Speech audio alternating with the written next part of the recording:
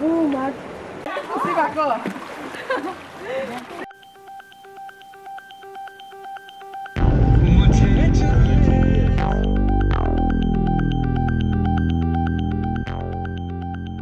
করো তোমরা চলে গেছো পাহাড়ের গভীরে, ঘন মেঘ, টানা বৃষ্টি, অপরূপ প্রকৃতি।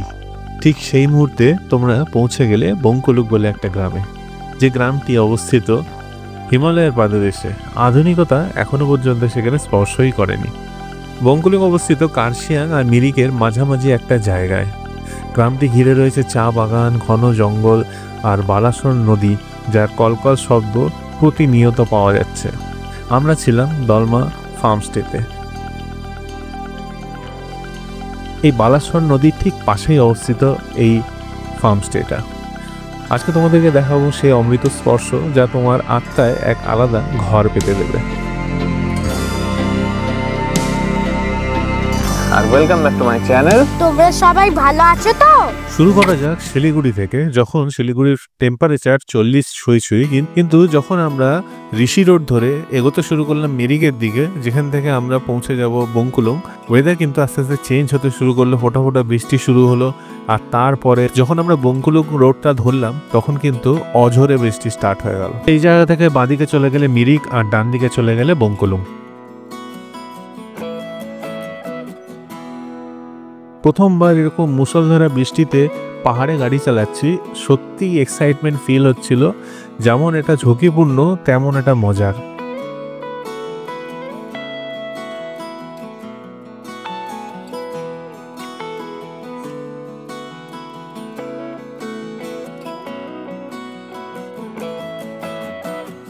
পাহাড়ের রাস্তাগুলো খুব সরু সরু হয়, তাই মাঝে মাঝে এইরকম সমস্যার সম্মুখীন হতে হয়।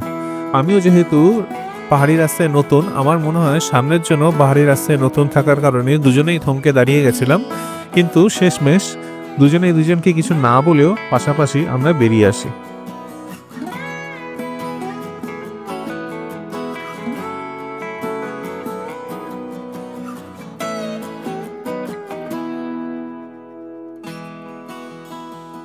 বঙ্কুলুং যাওয়ার এই রাস্তাটা ছিল অসম্ভব সুন্দর। বৃষ্টি হওয়ার পরে সৌন্দর্য আরও অনেক গুণ বেড়ে গেছিল। আমি খুব ভালোভাবে গাড়ি চালিয়ে যাচ্ছিলাম আর খুব মজায় গাড়ি চালাচ্ছিলাম যতক্ষণ না পর্যন্ত ইন্দ্রাণী ব্রিজটা ক্রস করেছি। এটা হলো লোহার একটা ব্রিজ, যেটার নাম হচ্ছে ইন্দ্রাণী ব্রিজ। এই ব্রিজটা যখনই আমরা ক্রস করলাম, ক্রস করার পর থেকেই দেখলাম রাস্তাটা আস্তে আস্তে আস্তে খারাপ হতে শুরু করলো। আর খারাপ হতে হতে স্টিফও হয়ে গেল। আর খারাপ এতটাই হলো যে বলতে পারো যে রাস্তায় ছিল না, ভাঙা পাথর ছিল কিছু। এরপরে আমরা আরও একটা সমস্যায় পড়লাম, সেটা হচ্ছে গুগল ম্যাপ। গুগল ম্যাপে যখন ডেস্টিনেশন দেওয়া হয়েছিল, যে রাস্তা ধরে যেতে বলেছিল সেই রাস্তা ধরেই এসছি, কিন্তু আসার 10 মিনিট আগে যে রাস্তাটা দেখাচ্ছে সেখানে রাস্তা শেষ, হেঁটে যেতে হবে। তো হাঁটা পথেও কোনো পথ সেখানে নেই। তো ফার্মস্টের ম্যানেজারকে ফোন করা হলো, সে আমাদেরকে ডিরেকশন বোঝানোর চেষ্টা করলো, বাট ঠিক করে বোঝাতে পারছিল না, আমরাও বুঝতে পারলাম না। লাস্টে ভিডিও কল করলাম, করে সে রাস্তাটা বলে দিল যে এই রাস্তা দিয়ে আসতে হবে।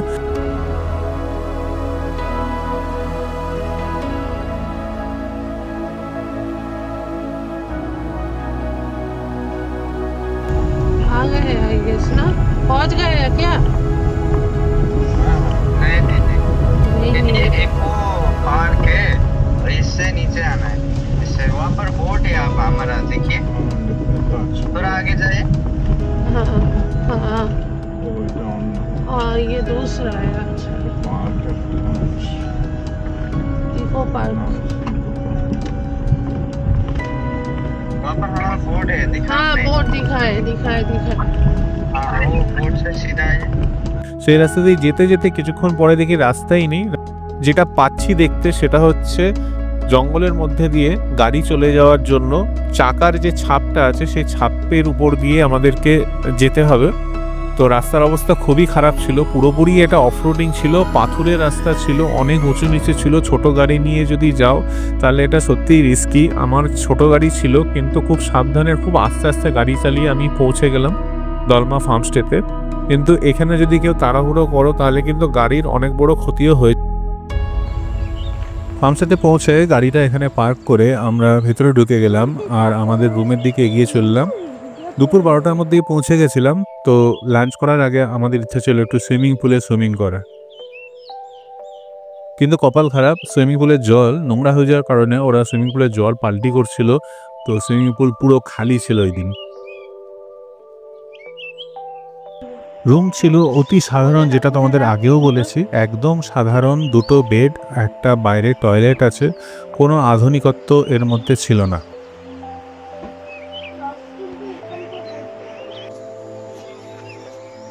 অনেকটা বিস্তীর্ণ এরিয়া জুড়ে আমাদের এই ফার্মস্টে, যেখানে কিছু কিছু জায়গায় ছাতার মতো করে রাখা আছে বসার জায়গা, প্লাস কিছু টেন্টও আছে। টেন্টগুলো বৃষ্টির কারণে পলিথিন দিয়ে ঢাকা আছে। সামনে একটা বড় সুইমিং পুল আছে, দূরে আর একটা কটেজ আছে। আমাদের কটেজটা একদম সেপারেট সাইডে।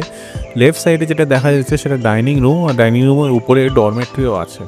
সুইমিং পুলে জল না থাকার জন্য মনটা একটু খারাপ হলো। তারপরে মাথায় আইডিয়া আসলো, পাশেই বালাসন নদী আছে, সেই নদীতেই কেন না সুইমিং করা যায়।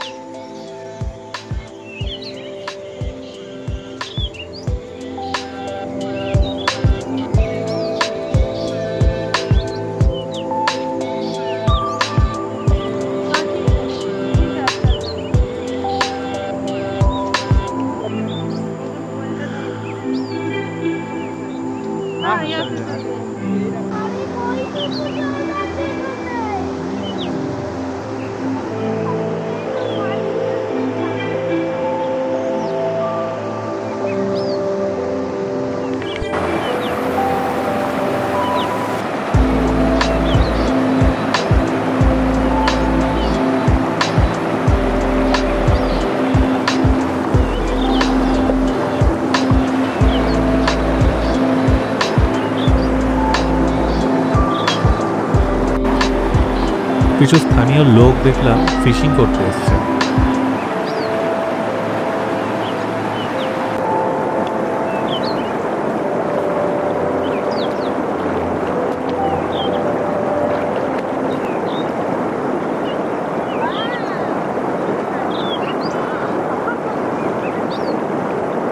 জল টাচ হতেই মনে হলো বরফ গলা জলে নামলাম, এত ঠান্ডা লাগছিল।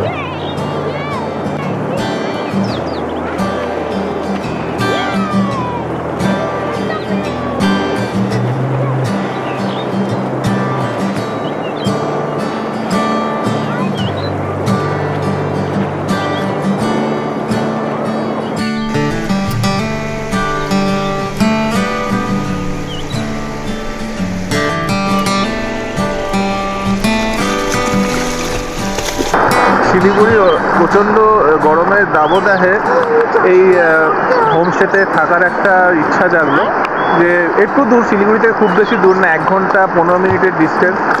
এসে ভাবলাম এখানে একটু রিল্যাক্স করব, সুইমিং পুলে একটুখানি স্নান করব, বাট সুইমিং পুলটাই দেখি বন্ধ। এই হোমস্টের পাশেই যে নদীটা বয়ে যাচ্ছে সেই নদীতেই স্নান করার ডিসিশন নিলাম। আর নদীর জল ভয়ঙ্কর ঠান্ডা, ঠান্ডার মধ্যে আমরা 3 জন বসে আছি জলের মধ্যে। কিছুক্ষণ আগে একটু ফিশিং করতে লোকজন আসলো, আর লোকজন নেই। সামনে যে সিনিক বিউটিটা, এটা কিন্তু চরম চরম।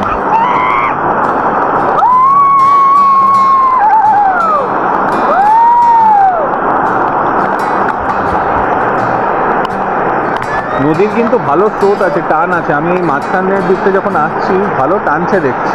তো ওদিকে গিয়ে রিস্ক নিয়ে লাভ নেই, যেখানে একটু স্রোত কম সেদিকটাই যাই।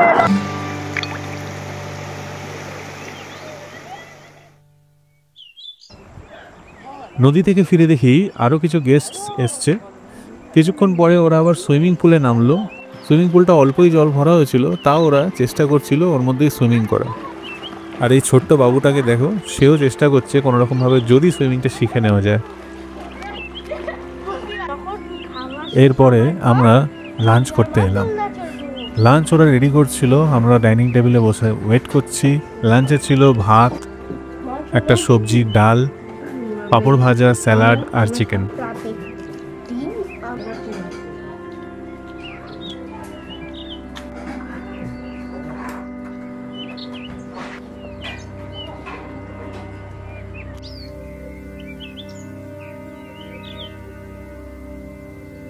গুগল ম্যাপে খুঁজছিলাম কোনো কাছাকাছি অফবিট জায়গা আছে কিনা, এখানে শিলিগুড়ি থেকে পৌঁছাতে খুব কম সময় লাগে।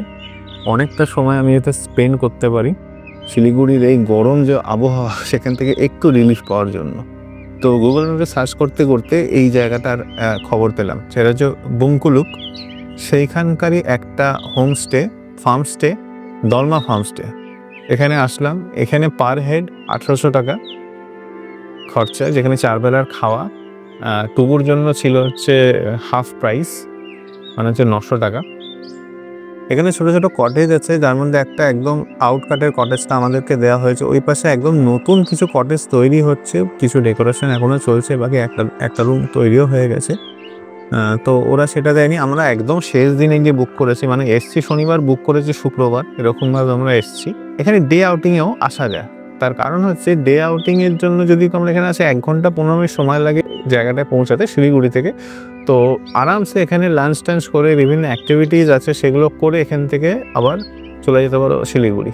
মানে আলো থাকতে থাকতে এখানে বেরিয়ে যাওয়াটাই ভালো, কারণ যে আমরা যে রাস্তা দিয়ে আসলাম তার 80% কি 85% রাস্তা সত্যি খুব সুন্দর, মানে খুবই সুন্দর, খুব ভালো। গাড়ি চালিয়ে এত মজা পেয়েছে কি বলবো। বাট বাকি যে 15-10% যে রাস্তাটা, সেই রাস্তাটা কিন্তু ভয়ঙ্কর খারাপ। পাথরের রাস্তা, সেই স্টিফ রাস্তা নেই বললেই চলে।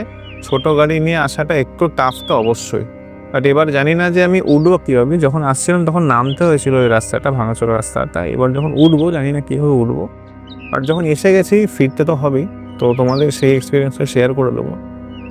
লাঞ্চ করে এসে জাস্ট এখানে বসলাম তোমাদের সাথে কথা বলতে। লাঞ্চ যেটা ছিল সেই পরিমাণটা ঠিকঠাক থাকলেও খাবারটা খুব সুস্বাদু ছিল, আমি বলবো না। তাহলে একদম খাওয়া যাচ্ছে না সেরকমও না, ঠিকঠাক ছিল, খুব ভালো না খুব খারাপও না। তো আজকে আমরা যে বাপ আর ছেলে পড়েছি সেটা হচ্ছে মুফাসা আর সিম্বা। মুফাসা আর সিম্বা। আর এখানটা একটা ঘোড়া ঘাস খাচ্ছে, আর সাথে ফুলও আছে। এখান যেখান দিয়ে নদীতে যাচ্ছিলাম সেটা হচ্ছে সেই রাস্তাটা। আচ্ছা, আমি তবু নদীতে স্নান করে কেমন লাগলো? আর আমার নদীতে স্নান করা ভালো লাগলো, আর ভালো লাগলো। তারপরে লাঞ্চ করতেই এসেছিলাম। লাঞ্চ করার পরে নাই চড়তে গিয়ে ধাপাস করে পড়ে আছিলাম। আর লাঞ্চ কেমন ছিল? আর লাঞ্চটা ভালো ছিল। কটা ডগি দেখলি? আর আমি দেখলাম হচ্ছে 3টে ডগি। তো কি করছিস?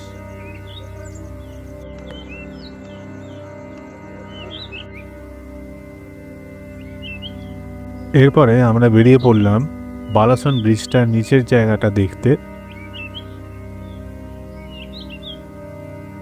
সেখানে একটা ইকো পার্ক আছে, সেটা একটু ঘুরে দেখলাম। আমার যতদূর ধারণা এটা একটা পিকনিক স্পট, যেটা কিনা শীতকালে মেনলি লোকে পিকনিক করতে আসে। এখন অফ সিজন বলে এটা সম্পূর্ণ ফাঁকা, সেরকম লোকজন কেউই নেই। 2টো টয়লেটও এখানে করা আছে। হয়তো সিজনের টাইমে কোনো টিকিটও থাকে, টিকিট কেটে ঢুকতে হয়, বাট এই টাইমে কোনো টিকিটের কিছু ছিল না, লোকজনও ছিল না।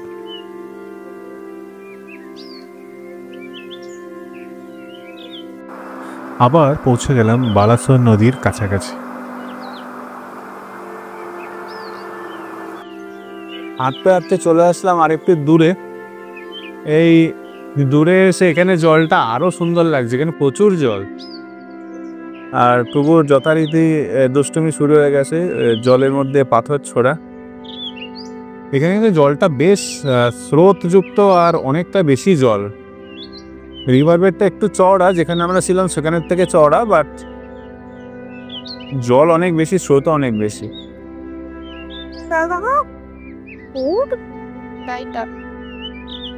এখানে মনে হচ্ছে বসেই থাকি, যতই সময় যাক বসেই থাকি।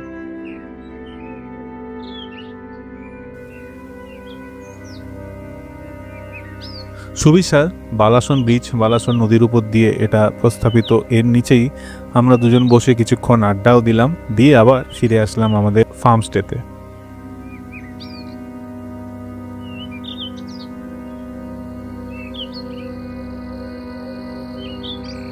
চায়ের সাথে ভেজ পকোড়া, ইভিনিং স্ন্যাক্স।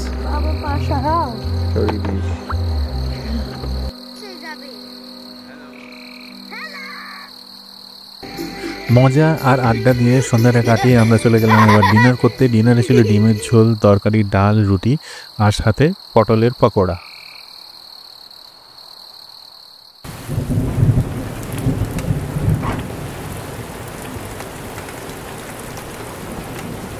দেখো মাছ ভিতর দিয়ে গেছে, দেখো আমার ভিতর দিয়ে গেছে, দেখো এসব দেখো।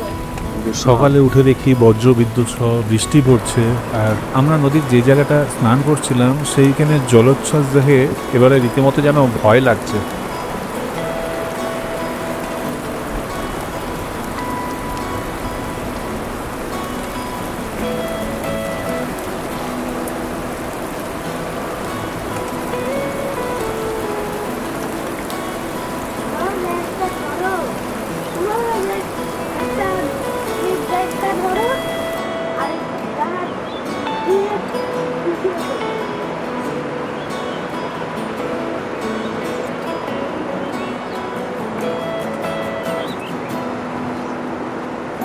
সারা রাত ধরে জল চালিয়ে সুইমিং পুলটা ওরা ভরে ফেলেছে, এবার আমাদের সুইমিং পুলে সুইমিং করার পালা।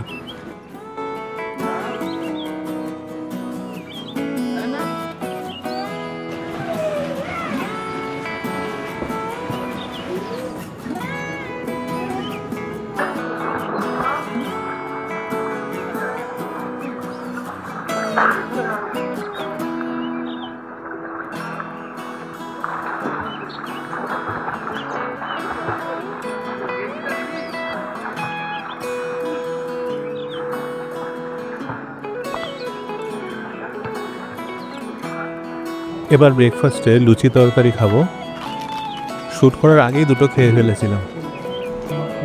আর দার্জিলিং মিষ্টিকে এসে যদি দার্জিলিং টি খাওয়া না হয় তাহলে তো কি আর বলবো। তো ব্রেকফাস্টের পরে আমরা দার্জিলিং টিও খেলাম। এইবার রওনা দিলাম শিলিগুড়ির উদ্দেশ্যে, কিন্তু শিলিগুড়ি যাওয়ার আগে আমরা এই ব্রিজটার উপর থেকে দেখব বালাসন নদীটা কেমন দেখতে লাগে। চলো তোমাদেরকেও দেখাবো। এবারে কিন্তু রাস্তার উপরের দিকে উঠতে হবে, তো বেশ বেগ পেতে হচ্ছিল আমাকে গাড়ি চালাতে গিয়ে। এখন আমরা আছি বালাসন ব্রিজের উপরে। বঙ্কলক জায়গাটার মূল আকর্ষণই কিন্তু এই ব্রিজটা। এই ব্রিজ থেকে বালাসন নদীটার বিস্তীর্ণ এরিয়া আমরা দেখতে পাই।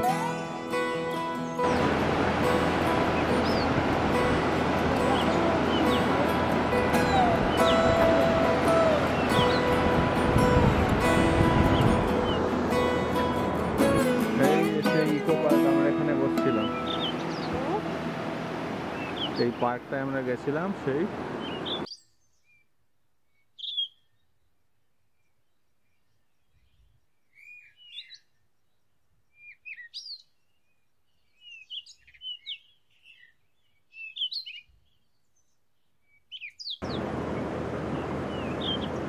কিছুক্ষণ এই ব্রিজের সৌন্দর্য উপভোগ করে আবার ফিরে চললাম গাড়ির দিকে, শিলিগুড়ি ফেরত যাব।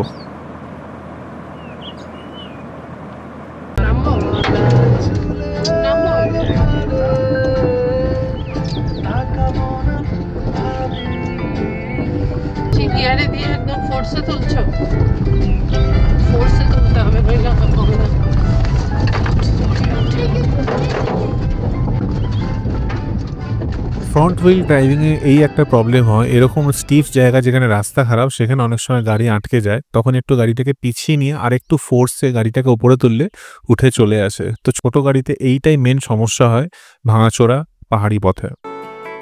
রাস্তা প্রসঙ্গে বলে রাখি, দলমা ফার্মস্টেতে পিক আপের ফেসিলিটিও আছে, মানে তোমরা যদি নিজেদের গাড়ি করে আসো, এসে ওল্ড আয়রন ব্রিজ বা ইন্দ্রাণী ব্রিজের কাছে এসে গাড়িটা পার্ক করে দাও, ওরা নিজেদের গাড়িতে এসে তোমাদেরকে পিক করে কিন্তু নিয়ে যাবে, আবার ফেরার দিনকে ড্রপ করে দিয়ে যাবে। এটা অবশ্য ঠিক, আমরা যখন বুক করেছিলাম তখন আমাদেরকে ইনফরমেশন দেওয়া হয়নি, যখন আমরা পৌঁছালাম তখন ওরা আমাকে এটা জানিয়েছিল। পাহাড়ের ওয়েদারের এই একটা মজা, সকালে বজ্রবিদ্যুৎ সহ বৃষ্টি দেখলাম যেখানে, আর তার কিছুক্ষণ পরে নীল আকাশ, সাদা মেঘ, যেন শরতের আকাশ দেখতে পাচ্ছি। আর এইভাবে দেখতে দেখতে চলে আসলাম ইন্দ্রাণী ব্রিজ অথবা ওল্ড আয়রন ব্রিজের কাছে। এখানে একটা ফলস আছে, সেটাও তোমাদেরকে দেখাচ্ছি।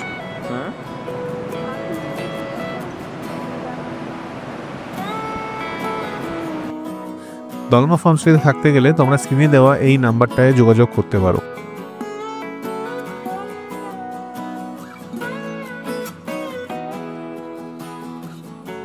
বঙ্কলুংয়ের এই ভিডিওটা যদি তোমাদের ভালো লেগে থাকে তাহলে অবশ্যই একটা লাইক দিয়ে যেও, আর আমার চ্যানেল যদি এখনও পর্যন্ত সাবস্ক্রাইব না করে থাকো তাহলে অবশ্যই সাবস্ক্রাইব করে নিও। আবার দেখা হবে অন্য কোনো এরকমই একটা ভিডিওতে।